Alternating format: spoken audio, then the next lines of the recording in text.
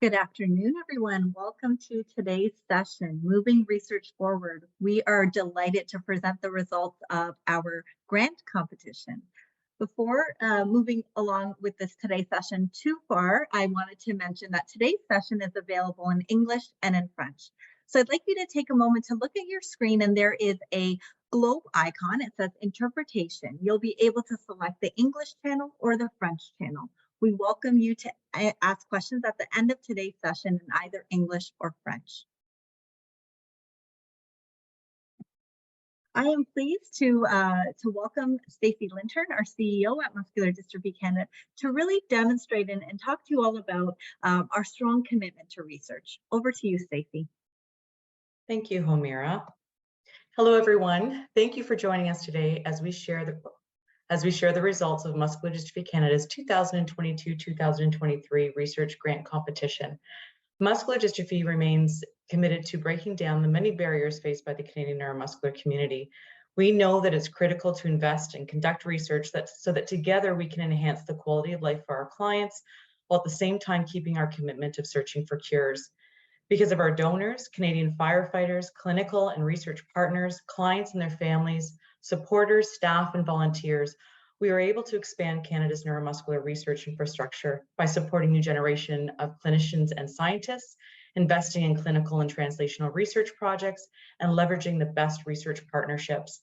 We're committed to continue our partnership with the Neuromuscular Disease Network for Canada, and we're very proud of our accomplishments to date. Just as importantly, Muscular Dystrophy Canada is committed to ensuring that our clients and their families have relevant and credible research information.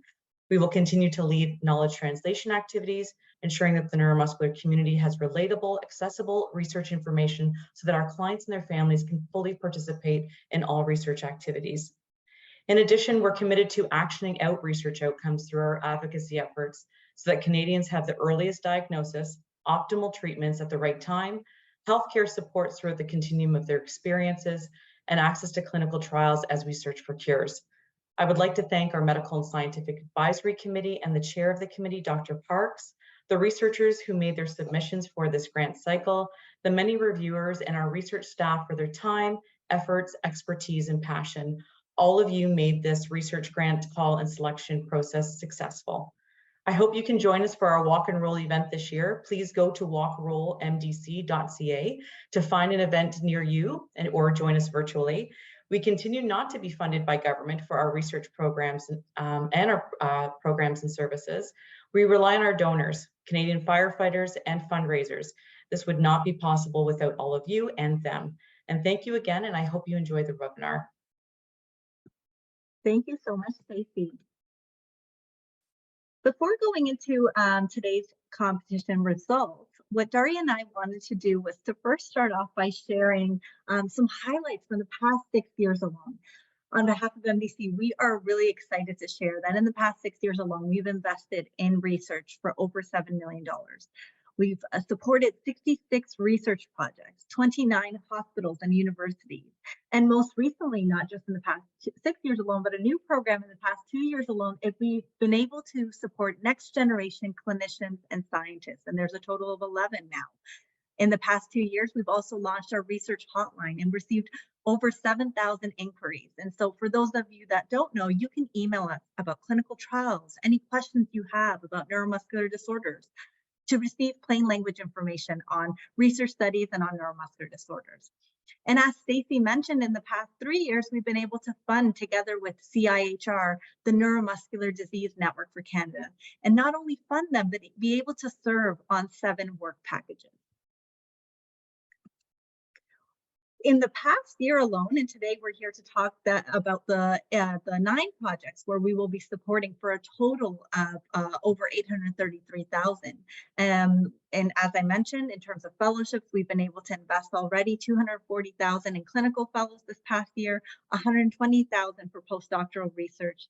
And we were also able to leverage and work together with other partners to support collagen 6 related research projects. There's 2 projects we're supporting there.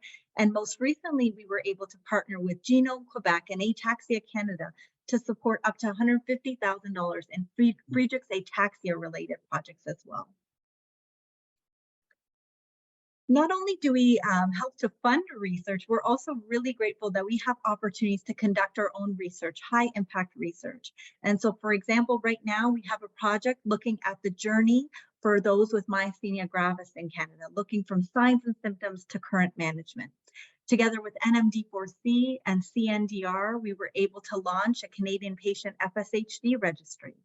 And we're very excited that thanks to the funding that we've received from CIHR and researchers in Ottawa, like Dr. Jody Warman, we have launched a BIND study where we are evaluating costs of living with a neuromuscular disorder in Canada. And we welcome you all to participate in this. We're also able to use research to influence public policy. We are thrilled to share the vast majority of the country is now screening for spinal muscular atrophy. And it's really thanks to the research and medical community who've been able to partner with us to really help us to develop the evidence to really help to influence health policy. In addition to that, there was a federal commitment around the Disability Inclusion Action Plan. And again, we've been able to help to run consultations and surveys to help inform this strategy in the map ahead. And so now, in terms of today's announcement, I want to really just share the process of how we got here. In late summer, we launched a call for clinical and translational applications projects. We received a total of 22 projects. We had 23 reviewers involved in reviewing these proposals, providing input, critiques, rating them. And I would like to thank our reviewers who are on the line today. We had a mix of academics, researchers, clinicians, as well as people with lived experience who helped to inform the ranking for our projects. And I'd like to especially thank Dr. Robin Parks and Dr. Jim Dowling, who served as chairs for the clinical and translational research projects peer review committee. Based on the critiques, we were able to select the highest projects, which are the 9. And I'll actually pass it over to you, Daria, to share the results of the competition. Thank you, Humira. Please join me in recognizing our clinical research grant awardees today. We have Dr. Eric Brun from the University of Amsterdam, Dr. Jules Wicker, who is also joined by her teammate Patricia Mortensen from the University of British Columbia, Dr. Hernan Gunarzowski, who is joined by his teammate Dr. Isa Alaway from the Hospital of Sick Children, Dr. Tyler Churchward-Venn from McGill University, Dr. Reshma Amin from the Hospital for Sick Children. Now for our translational stream of the competition, we have 4 awardees this year.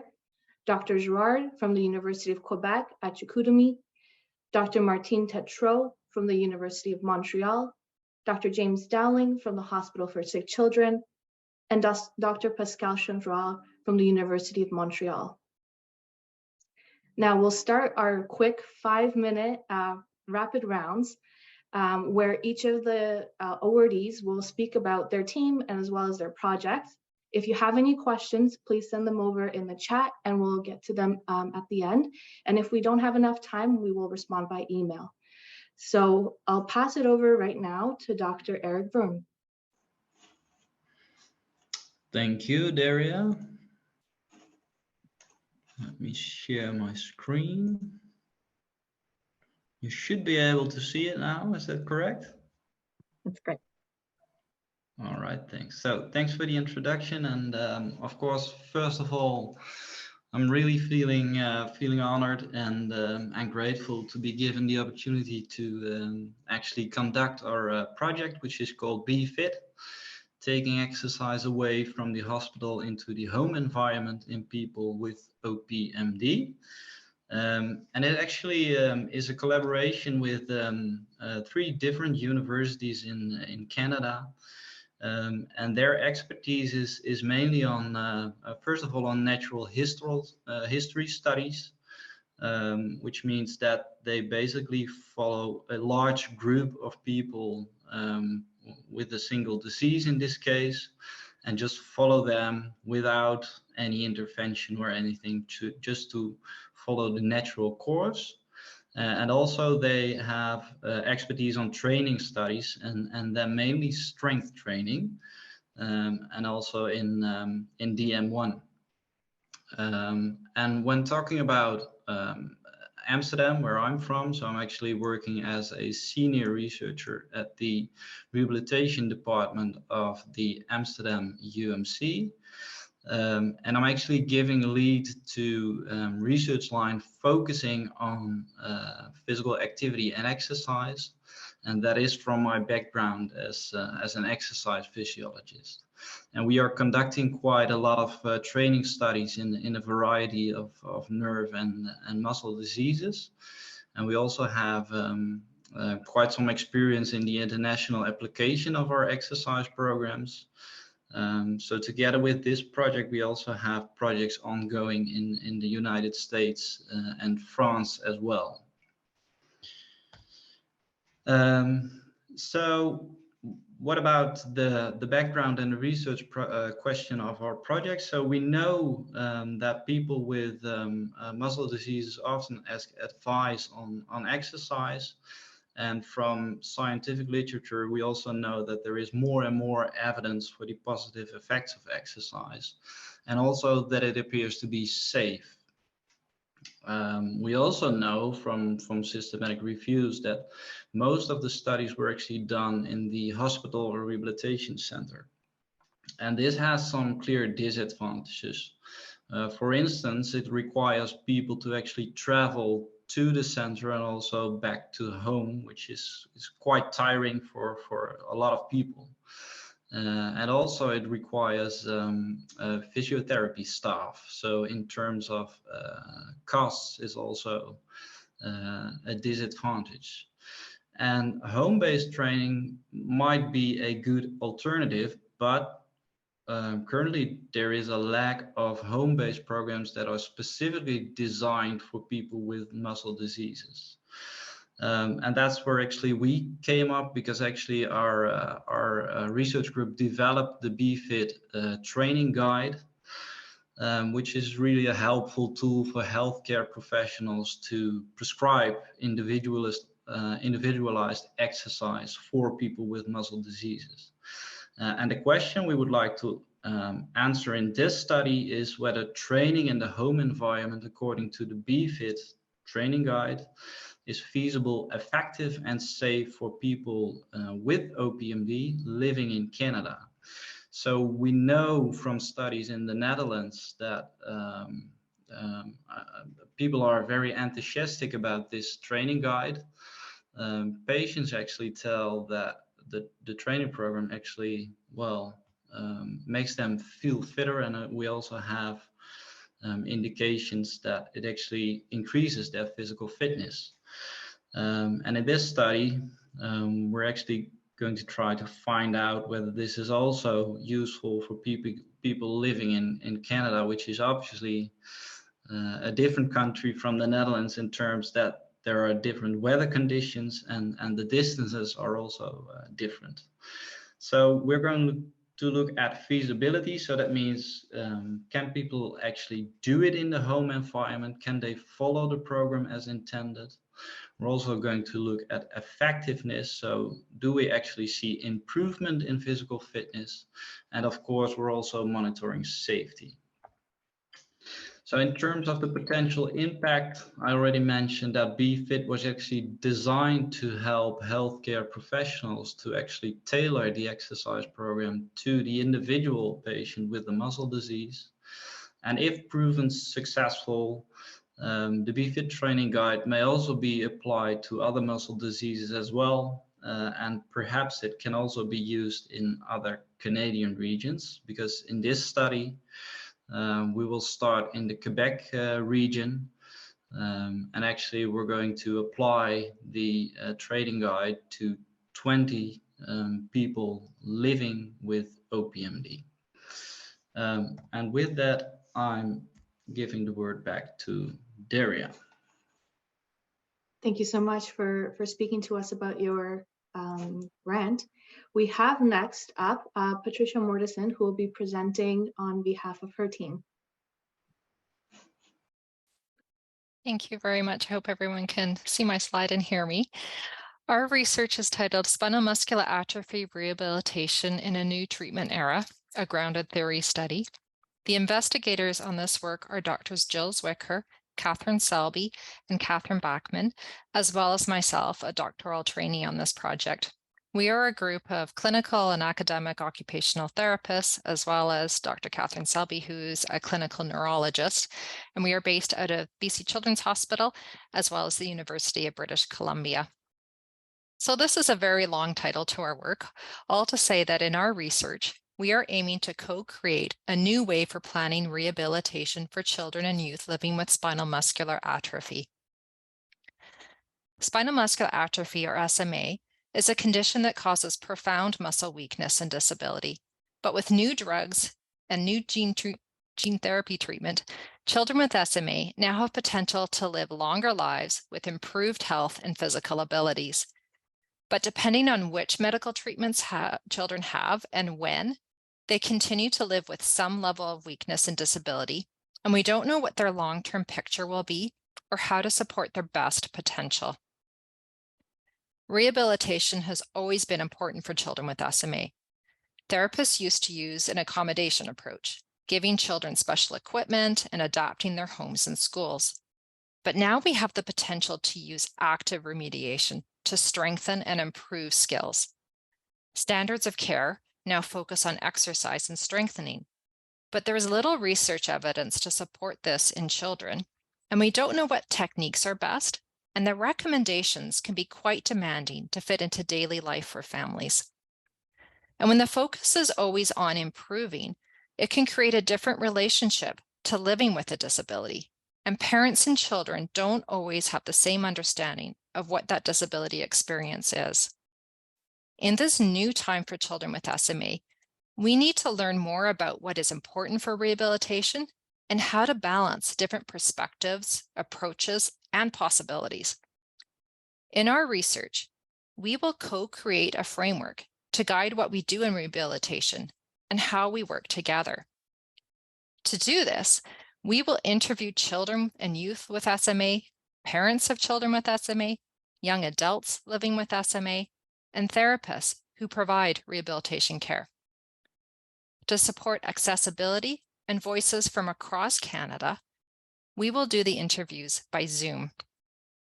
To make this a child-friendly and multi-generational study, we will facilitate the interviews with choices of creative activities, such as drawing, using online whiteboards, or even Play-Doh, inviting everyone to create and explain their pictures of what rehabilitation is and what it can look like. We will recruit and collaborate together with patient partners as part of our team. Patient partners will be important to inform the interview questions, co-interview at times, and be part of analyzing the interview data. Analysis will happen by transcribing everything people say and coding it to look for different meanings and commonalities and differences of what people say. From the categories we find, we will put together a visual framework that families and therapists can use to discuss and plan rehabilitation. The potential impact of this research is a more collaborative and child and family-centered approach to make rehabilitation more balanced, doable, and meaningful for children and families. And while this research work focuses on SMA, we know there are many changes and new possibilities for children and people living with other neuromuscular conditions. Potentials for daily living and rehabilitation are changing, and how we learn to co-create new understandings for SMA may help others imagine better ways of doing rehabilitation planning. Finally, we are extremely thankful to Muscular Dystrophy Canada for funding this work, and we are really excited to get started. And I'll hand over to the next person now. Thank you, Patricia. Next up, we have Dr. Isa Alani.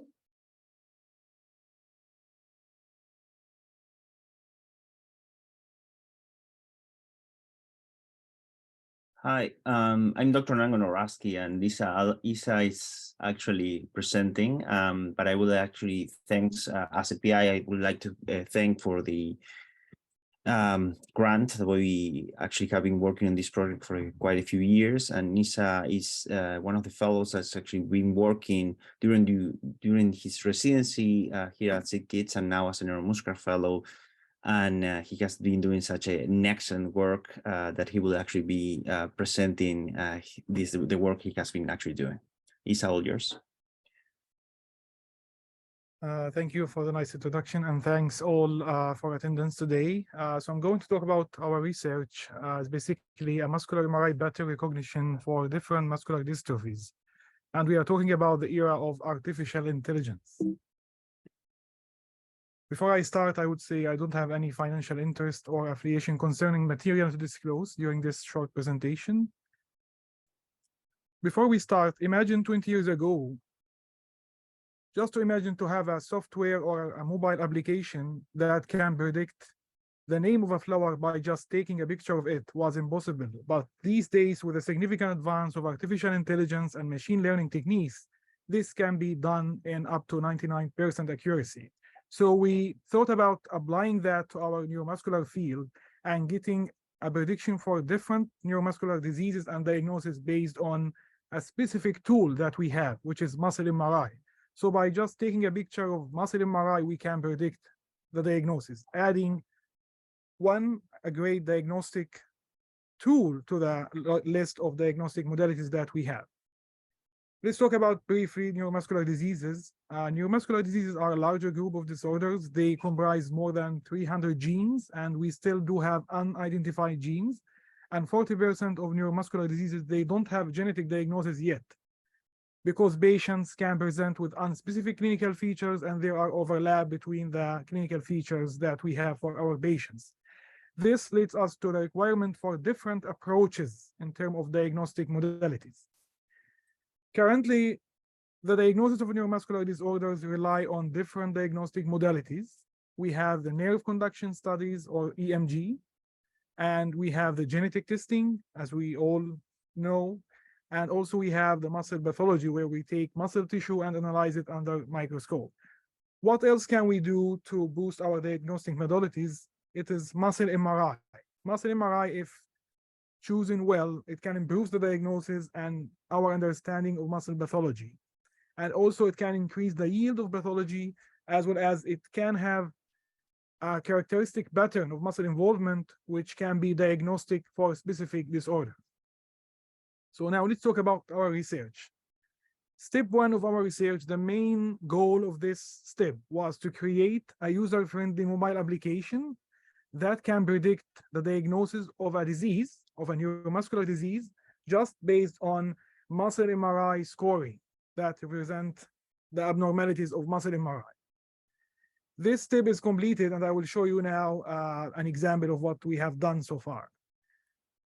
We got a database that has more than 900 MRI scans for 10 different neuromuscular diseases, and we applied our own artificial intelligence models, like hundreds of models, and the best 3 models that achieved more than 96% prediction rate, we translated that to a user-friendly mobile application. So let's take a real example of our work. So this is a picture of a muscle MRI of one of the patients. And at the left, you can see like a schematic illustration of the muscles. That those are muscles that we see on muscle MRI imaging.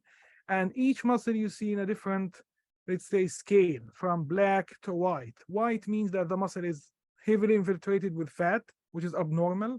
And black means that the muscle is relatively intact or spare, that it's not diseased yet. If you look at the MRI image here, you kind of see that there is a pattern here. There's like some muscles are normal, some muscles are not normal. So based on this, we applied our idea. So this is a real icon of the mobile application that we created. And here, if it opens, you need to insert the values for those abnormalities of muscles for a list of around 30 muscles. So you start inserting each value for each muscle of the lower extremity muscle MRIs mainly.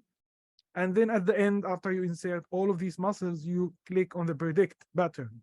And based on our probabilities and our models, we achieved Look here, for example, this patient has actually one of the diseases, which is sarcogranulopathies, and this muscle MRI, when we applied it to the software, it actually gives us a probability of 99% for that specific disease, which is an encouraging result to see for these limited numbers of neuromuscular disorders.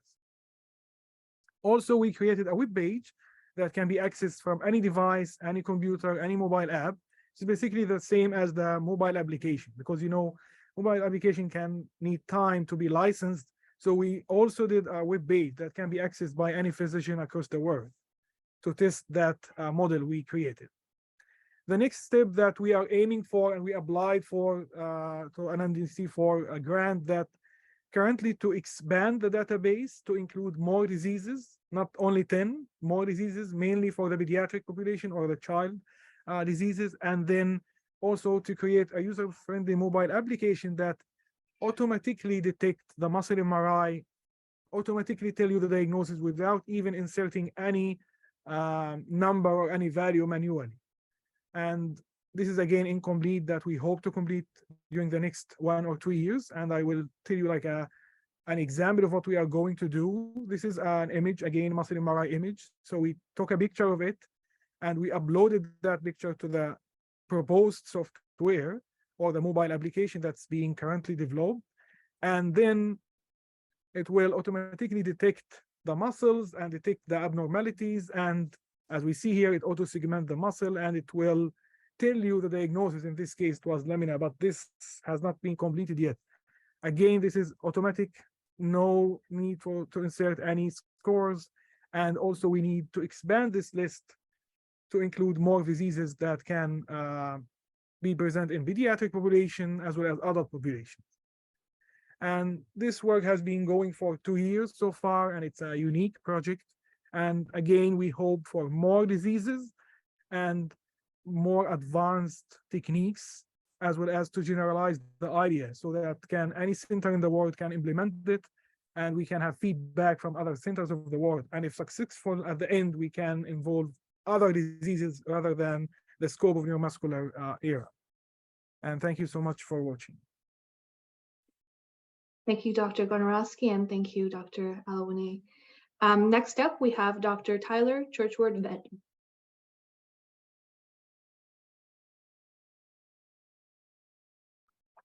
Okay, thank you, Daria, for the opportunity to present our project. So as was mentioned, my name is Tyler Churchward-Venn. I'm an assistant professor in the Department of Kinesiology at McGill University in Montreal. And our project is entitled Dietary Protein Requirements in Adults with Muscular Dystrophy. So this is really a collaborative project between McGill University and McMaster University. So just to introduce the study team, it is myself, Dr. Mark Tarnopolsky, who is at McMaster University, who's a clinician scientist, as well as Dr. Joshua Netterveen, also at McMaster University. So we will be working collaboratively on this project together.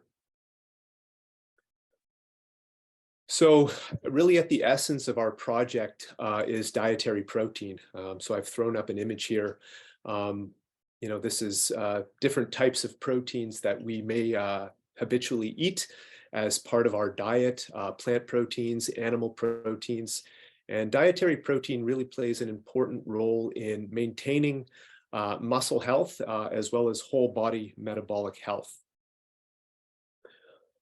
So really what our project is interested in is trying to define whole body metabolic requirements for dietary protein in individuals with muscular dystrophy. So the amount of protein that must be supplied in the diet through the food that we eat in order to satisfy the body's metabolic demand. So we know that a number of factors can influence the body's requirement for protein, for example, exercise, aging, being pregnant, all those can alter the body's requirement for protein. But we don't really know whether muscular dystrophy can alter that requirement. So just to give you a general overview of some of the important functions for protein. Proteins in our body play an important role in allowing us to move, in transporting various substances in our bloodstream. They provide structures to tissues such as our muscle, our vital organs. They're also involved as enzymes, and they're involved in a number of catalytic processes, involved in regulating genes as well as cell signaling processes. So the central research question of our study is, what are the dietary protein requirements of adults with FSHD? Just to give you a really surface level overview of our research methods, essentially we'll have individuals with FSHD come to the lab, and they will ingest different quantities of dietary protein, ranging from deficient amounts, so very small amounts, to amounts that we think will be in excess of requirements. We will be collecting breath samples, and we will be collecting urine samples. So our research approach is non-invasive. A lot of research to study protein metabolism requires needle biopsies to obtain tissue samples, but we are using what's called the indicator amino acid oxidation approach in order to determine whole body metabolic requirements for dietary protein. So in terms of potential impact, we think that the results generated from this research will provide specific dietary protein intake recommendations for adults with FSH, and potentially set the scene for future prospective studies. And we think that meeting whole body requirements for dietary protein can positively influence disorder trajectory and enhance quality of life in adults with FSH. So I'd really like to thank the donors and supporters, as well as Muscular Dystrophy Canada, for their support. We are really excited to get to work on this project. So thank you. Thank you so much. Next up, we have Dr. Amin.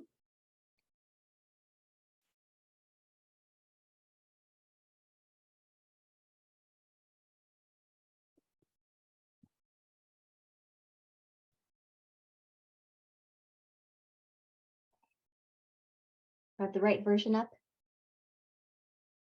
So good afternoon, everybody, and thank you very much to Muscular Dystrophy Canada for the opportunity to present on behalf of my team today, and also for the generous and kind funding support.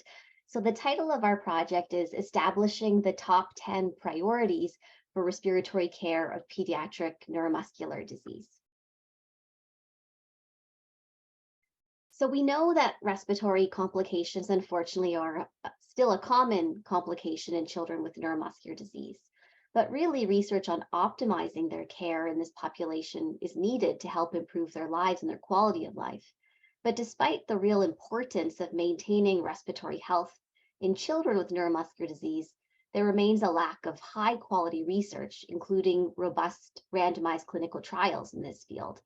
So our aim for our project was to conduct a research priority setting exercise with patients, caregivers, and clinicians to identify the most important unanswered research questions in sort of the realm of respiratory care for children with neuromuscular disease.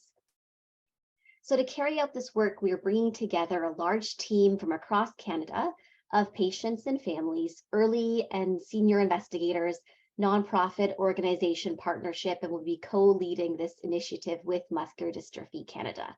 So just on the screen there you can see the names of our different team members from across the country. So I'm co-leading this work with one of our senior trainees, Dr. Lena Shao, who wasn't able to do the presentation today. Also neurologist, Dr. Hans Lockmuller from Ottawa, Dr. Catherine Selby from BC, Dr. Kevin Mehta, who's a respirologist from McMaster. We have on our team a nurse practitioner, Deborah Olmstead from Stollery Children's Hospital in Edmonton. Nisha Sitharavel is a respiratory therapist with our ventilation team at Sick Kids. And then we're really fortunate to have Nicola Worsfold, who is the parent of a teenager with Duchenne muscular dystrophy and also the vice president of Defeat Duchenne's, partnering with us, as well as Susie Vanderwick, who is the caregiver of an adult with spinal muscular atrophy and also the executive director of Cure SMA. We're really fortunate to have Noma Hamash, who's a individual living with spinal muscular atrophy, as well as Tori Lacey, also living with muscular atrophy, join our steering committee and team. And lastly, Victoria Hodgkinson, who is the National Program Manager for the Canadian Neuromuscular Disease Registry. So in terms of the study methods for our work, we have sort of 5 main steps. So the first step is really establishing working partnerships and bringing key people who need to be involved all together. Then we go to sort of phase 1. And in this phase, what we're going to be doing is sort of brainstorming a list of unanswered research questions, which will be sort of tallied together and put into the form of a survey, and then distribute to sort of all of our networks and study partners, patients and families and clinicians, and key stakeholders and knowledge users. We then will get all of those results back, we'll compile them. We'll then carry out a systematic review of the literature to see if any of these research questions have already been answered or included in clinical practice guidelines or systematic reviews. Then we go on to phase 2, where we basically resend out a survey and ask survey respondents to sort of shortlist those research questions. And then we sort of compile all of that. And this brings us to part 3 or phase 3, which is the final priority setting workshop. So here we'll do this, it'll be moderated, we'll do this in virtual sessions sort of sequentially. And the goal there will be to establish consensus on sort of top 10 priorities. And the last step is really to share sort of the knowledge that we have learned broadly. So we're hoping that this work will develop a strategic, patient-oriented research agenda for the respiratory care of children with neuromuscular disease. And the results of this project could potentially inform the respiratory stream for the Canadian Institute of Health Research Neuromuscular Disease Network. This priority setting partnership developed through this work will help create the foundation for patient-oriented research focused on respiratory health and clinical outcomes. And really the bottom line is that this work will help to ensure that researchers are investigating respiratory care topics that are most important to Canadian patients and their families who have neuromuscular disease. Thank you.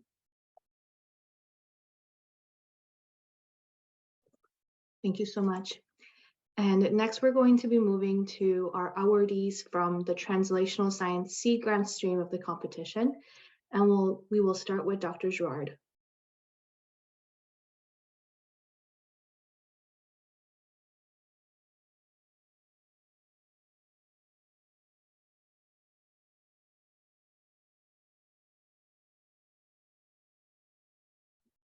Dr. Girard, we're starting with you. Perfect.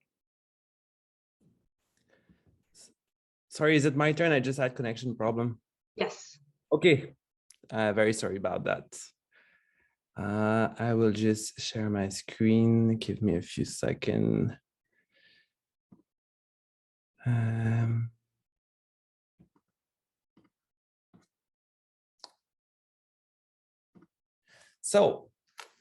Sorry for the delay, and thank you for waiting for me. My name is Simon. I come from Chicoutimi. I first want to thank the Dystrophy Muscular Canada for giving me this opportunity today to start this new project. I also want to thank the patient and their family. It's great to see that you're still sticking with science after all we've seen during the pandemic. It was a tough moment for all of us, but it's great to see that we're getting back together again. I always like to start with thanking my team. I'm not doing most of the work. These are the people doing the work. I'm just the person trying to look smart in front of everyone. So these guys are doing most of the work. I also want to thank my super colleague that got me into this. So I'm a newcomer in the field. I still have a lot to discover. So Elise Duchesne and Cynthia Gagnon, they've been working in dystrophy myotonic type 1 for many years now. And we started collaborating, and we had this the idea of this project. And I think it's going to be very exciting to work with them on this. I'm going to be a bit of a black sheep. I'm going to go in a completely different direction from what we've heard so far. We're going to go into historic data. You'll see where I want to go in a few seconds, but this is a part of the dataset with which we're working in our university. So what you see on the left is a Catholic church record. So whenever people were going to the church to get married, for baptism, even for funerals, all of those records were kept in big books. And we are very lucky in Quebec to have a project that pretty much indexed all of this act together and linked them into, let's call it a mega tree. So we basically have the genealogy of everybody in the province between 1660 and 1960, which for us is a great tool and a great asset for our research. The specific project we're working on is on the dystrophy muscular type 1. We have several families coming mostly from Saguenay-Lac-Saint-Jean regions, and we're trying to see what connects those families. We're talking about links, but we're also talking about variability. So they all have the same disease, but with a huge difference in the presentation. We're trying to see what could explain the difference in the age of onset, in the variability of the symptoms, and we will be using the links between those individuals to explain that. People that knows a bit about the Saguenay-Lac-Saint-Jean region maybe knows that it's a population with a strong founder effect. Very briefly, a founder effect is when people living in a place migrate to a new place and settle there, and after a long period of time will represent a new population, of course, with large inspiration from the first population, but will with specific characteristics. And when we're talking about Saguenay-Lac-Saint-Jean, we've documented that this region is among one of the regions in the world with the highest number of DM1 carriers. So this gave us, of course, the resource that we need to understand what's happening there. And so when we talk about family, we usually think about, my parents, my grandparents, my cousins, but the extension of a family goes way beyond just what you remember. When you look far enough, you have a large number of people that are part of your family. And this is basically what we're doing with the family from Quebec. We're trying to link them together and trying to understand what makes them similar, what makes them different. And we're just getting started with this project, but I can show you some of the first results. So this is the first family tree that we were able to draw. Of course, it doesn't mean anything because there are just too many people in that tree. But it shows us that we're not working with a large number of families anymore. We're working with larger families that connect individuals, and we can study the individual relation between two patients in relation with their genealogical link. And this is a map of the families that we have, and you can see that many of those families actually shares a lot of connection with other families. And so in the end, our data set is not working with 200 unrelated individuals. We're working with a big family with people connected, and we're using those connections to understand the disease progression and the symptoms of the patient. So that's it for me. Thank you so much. Our next speaker from the translational stream is Dr. Martine Tetreault. Hi, everyone. I'll just share my screen.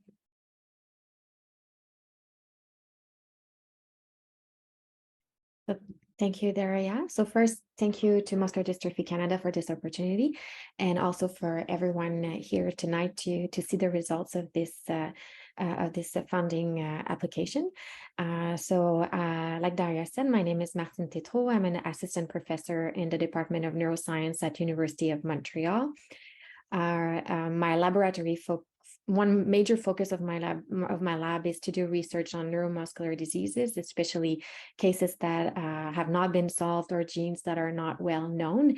And I will do a surface level overview of the project that was recently funded, that is functional characterization of truncating variants in the gene MLIP. MLIP stands for muscular laminin interacting protein. So the first association of genetic changes in MLIP with a muscle disorder or myopathy was reported about a year and a half ago. And since then, there are several reports, including from my team, where we found additional patients that carried genetic changes in the gene MLIP. One interesting aspect is that patients' mutation in MLIP was observed in patients with childhood onset of the disease. So the symptoms appearing during childhood, while other patients, the symptoms appear during their adult life. Usually those patients with the symptoms appearing later on had a milder symptoms, milder clinical presentation. So what are the questions we are aiming to answer with this project? So the first one would be, we want to dig into and understand what causes the variability in the severity of the symptoms and the age of apparition of the symptoms. We will combine some sequencing technology. We will look at the DNA. So what are the DNA changes that could explain this?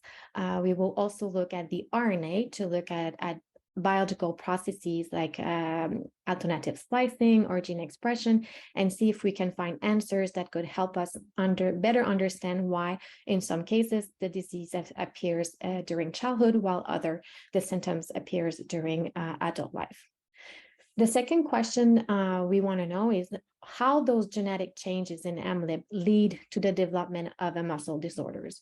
So we know very little about MLIP and the muscle disorders associated to MLIP, and we want to use cellular models of the different genetic changes we observed in pediatric and adult patients to better understand how genetic changes in MLIP can lead to muscle impairment and what is happening in the muscle that cause those individuals to have muscle weakness, sometimes pain, and not being able to have walking or running activities like they're people that do not have MLIP genetic changes.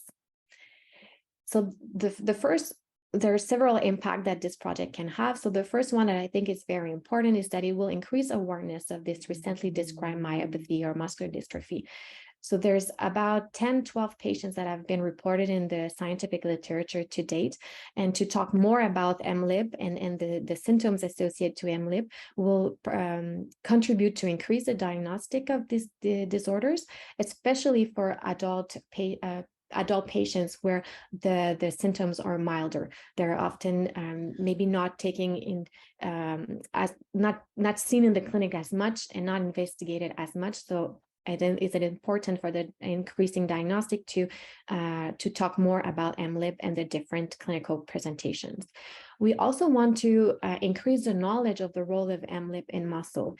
We don't know much. We know barely anything of what MLIP is doing in muscle. We don't know why it's important for muscle. We don't know what it is doing.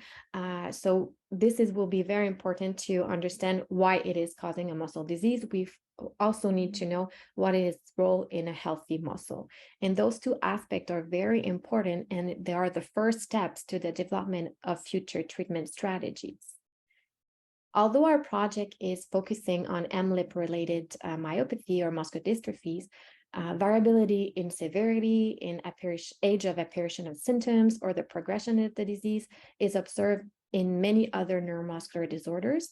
So we think that what we learn in the context of MLIP-related muscle disorder could be applied to other neuromuscular disorders and give insights on the potential mechanism that could explain the discrepancy in clinical presentation. We could also learn more about other neuromuscular disorder by studying the role of MLIP in muscle. What we do know is that MLIP interacts with another protein called laminin A and lamin C, which, when genetic changes are observed in those genes, lead to other neuromuscular disorders. So we think that by learning more about what MLIP is doing in muscle, we could also learn more about the neuromuscular disorders caused by lamin AC. Since we know so little about MLIP and its role in muscle, we also believe that by studying MLIP, we can learn about other important protein in muscle, maybe dystrophin, actin, and see how MLIP influence and function as a partnership with those dystrophin in those neuromuscular genes, and how this can help understand more about all those disorders. So thank you very much, and I'll be happy to answer any question if you have some after the presentations. Thank you. Thank you so much, Dr. Tetreault. Well, we are very excited today that we were able to hear the results. And I should mention that Dr. Jim Dowling was also awarded for his project Therapy Development for Central Nuclear Myopathy caused by DNM2 gene changes. And he is sorry he's not here tonight, but he did speak about some of this work at our webinar earlier this week. Also, we are pleased to award Dr. Pascal Chartrand for his study Preclinical Testing of Novel Pharmacological Inhibitors of Toxic DMPK mRNA in Models of Myotonic Dystrophy. In our final few minutes, we have received a number of questions. So if it's okay, we'll turn it over to a few questions. And the first is actually for you, Dr. Ammon. You know, some are surprised that we have funded a priority setting project. Why is investing in priority setting projects important for informing research? I know you started to address it in your presentation. Yeah, thank you for the question. And yes, it does seem sort of the outlier compared to all the other projects that you've heard about tonight. I think one of the things is about 10 years ago, CIHR has really gone towards a move towards patient-oriented research, patient-supported, patient-informed research. And I think that you know, as clinician researchers, we have book experience, we have clinical experience, what we see when patients come to see us in the clinic, but what we don't have is lived experience. So what we think are important for patients and their families when they're facing these diseases, these challenges on a day-to-day basis, and what we feel as might be the priorities are often not meshed and congruent with what patients and families are feeling. And I think that's sort of one aspect why this is so important. The other thing is that the other sort of advantage of doing a priority setting exercise in partnership with patients, clinicians, researchers, but also nonprofit organizations and also potential knowledge users, is that then the priorities that are identified then become a pipeline to inform future research that is needed. So I think the bottom line is we're all in this together, so we need to work together sort of from the grassroots up. Absolutely, and MDC is pleased to partner with you on this important project. The next question is for you, Tyler. The question is whether you predict or expect that there will be different protein requirements for different forms of muscular dystrophy. That's a really good question. I would say that this study, I mean, we had a lot of back and forth in terms of which type of muscular dystrophy we wanted to look at first. And as I mentioned, this is a project in collaboration with Dr. Mark Tarnopolsky, who works with many individuals. And so in consultation with him and in terms of, you know, the feasibility of getting the participants that we want in order to be able to execute it, that's where we decided to start. So I don't really know, but what I can say is that we hypothesize that whole body requirements for protein are going to be substantially elevated relative to the current recommended dietary allowance, which is currently set at 0.8 grams of protein per kilogram body mass per day. That's what we think. And so, you know, there is some research that individuals with muscular dystrophy do experience some nutritional deficiencies. Dr. Tarnopolsky has published some work in that area, specific vitamin and mineral deficiencies, as well as dietary protein. So if individuals are habitually under consuming the amount of protein that their body requires, that could be problematic. But this is really a first step, and we'll go from there. Excellent. And actually, as I was listening to your presentations today, I was thinking how much the research questions you're all addressing aligns with the questions we've received through the research hotline. And often nutrition and diet is a question that comes up to us. So it's so great that we'll be able to lean on evidence to help inform these questions that come through. Another question here that we have received is actually for Dr. Gonorowski and Dr. Alane. And it is, many have shared in the comments with me how long it took to receive a diagnosis, and they're really encouraged by this technology. I'm particularly seeing a story from someone who is in Nova Scotia talking about how they waited 2 years to see a specialist and whether this can help those in remote areas. Are you able to address whether the technology could support some remote care? Isa, if it's okay with you, I'll take this one. So I think the idea on an MRI is that currently, although you can actually get an MRI everywhere, the interpretation of it is actually quite difficult. Even in centers that have neuromuscular specialists actually remember the patterns of the different disorders is quite difficult. I still think you will need to get actually genetic testing as a gold standard, like just to get the diagnosis. But actually, if you have an instrument that you can get an MRI and at least guide you in the diagnosis, especially when you get the genetic testing where you get different, what we call variant of unknown significance. So basically variants that you don't know what's actually going on, and the MRI might help you with it, and you can actually use it with an app in a cell phone or something similar to that will help a lot to a lot of people, even like from neuromuscular specialists up to like remote areas as well. Excellent. Just one final question before we close out. Patricia, this is for you. A common question that we do receive in the research hotline is, once individuals access disease-modifying therapies for SMA, they often ask, should I continue with exercise? And my child is meeting motor milestones. They're able to walk thanks to an early diagnosis and now thanks to therapies. Will your work help to address how much exercise or what rehabilitation or whether to engage? Thank you, Hamira, for that question. Our research isn't going to specifically investigate exercises and techniques of rehabilitation, but more about what's important for families in doing their therapy. So if your child is starting to walk and do all these great activities and play, how do we balance how much therapy you and your child does in their daily life versus all the things that kids need to do in their life, playing and going to school and all those other things?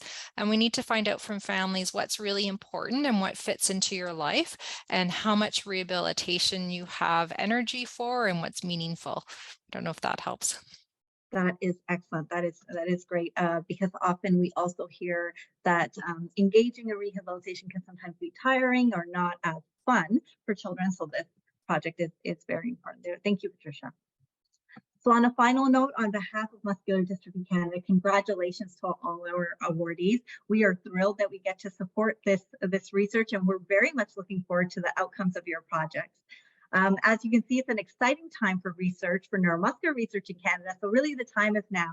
Let's help move research forward and really continue to support such critical research projects. So as Stacey mentioned at the beginning of today's session, please join us and participate in the walk and roll for MDC. After a few years, we'll be back in person. So hopefully we'll be able to see you in person. And thank you all so much. Thank you to our firefighters who support MDC, clinicians, academics, researchers, our generous donors, and especially patients and family members and the staff at MDC. Thank you all so much and have a great rest of your day.